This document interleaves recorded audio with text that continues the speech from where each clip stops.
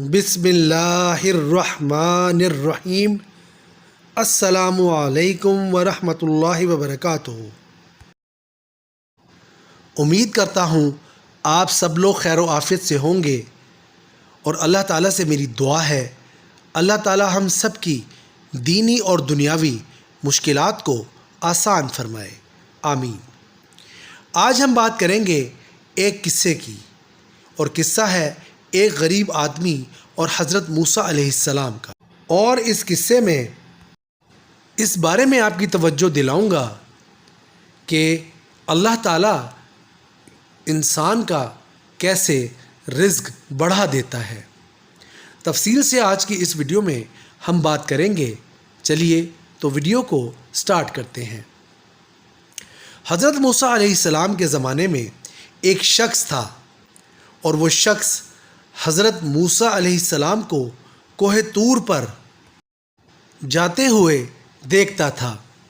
ایک بار حضرت موسیٰ علیہ السلام بازار سے گزر رہے تھے، تو اس شخص نے حضرت موسیٰ علیہ السلام سے کہا کہ آپ کی جب اپنے رب تعالیٰ سے گفتگو ہو، یا آپ جب اللہ تبارک و تعالیٰ سے گفتگو کر رہے ہوں، تو میرا ایک سوال اللہ ذوالجلال سے پوچھ لیجئے گا۔ اور میرا سوال ہے کہ میرے نصیب میں، میری تقدیر میں، میری آخری سانس تک کتنا رزق لکھا ہے۔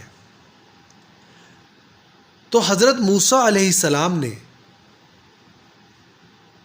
اس شخص کا سوال سنا، اور سننے کے بعد جب گھر پہنچے تو اللہ تبارک و تعالیٰ سے گفتگو کی، تو اللہ تبارک و تعالیٰ سے کہا کہ تیرا ایک بندہ مجھے آج بازار میں ملا، اور اس نے تجھ سے پوچھنے کے لیے ایک سوال مجھ سے کیا ہے کہ میں وہ سوال جب آپ سے گفتگو کر رہا ہوں تو اس کا جواب آپ سے پوچھ لوں۔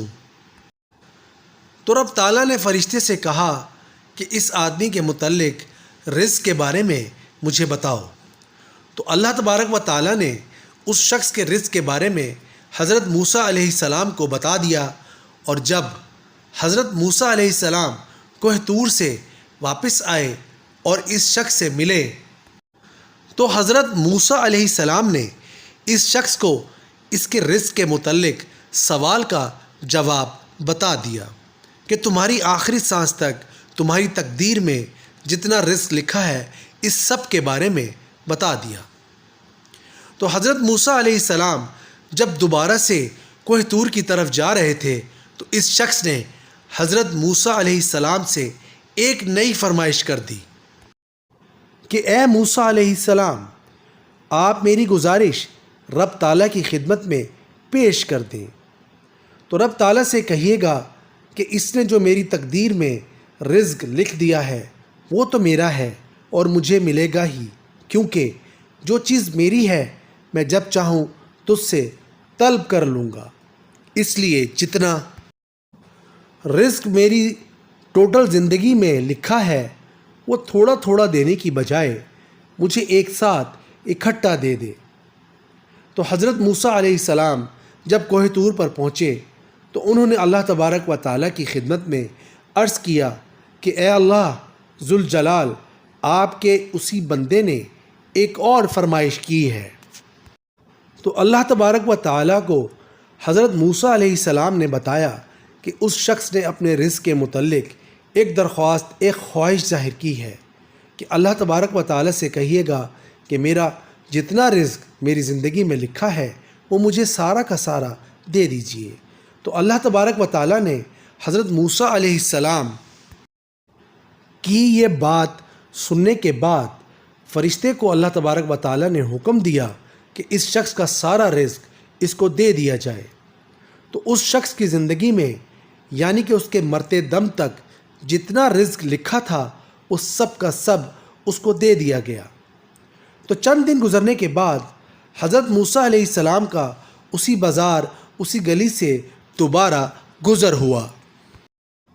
تو جب حضرت موسیٰ علیہ السلام نے دیکھا تو دیکھ کر حیران رہ گئے کہ اس شخص کے خاندان والے اور محلے والے سارے لوگ وہاں پر کھانا کھا رہے تھے۔ تو حضرت موسیٰ علیہ السلام نے سوچا کہ یہ جو رزق اس شخص کو دیا گیا ہے، یہ اس کا رزق 6 مہینے یا 8 مہینے کے اندر اندر ختم ہو جائے گا۔ لیکن ایسا نہ ہوا۔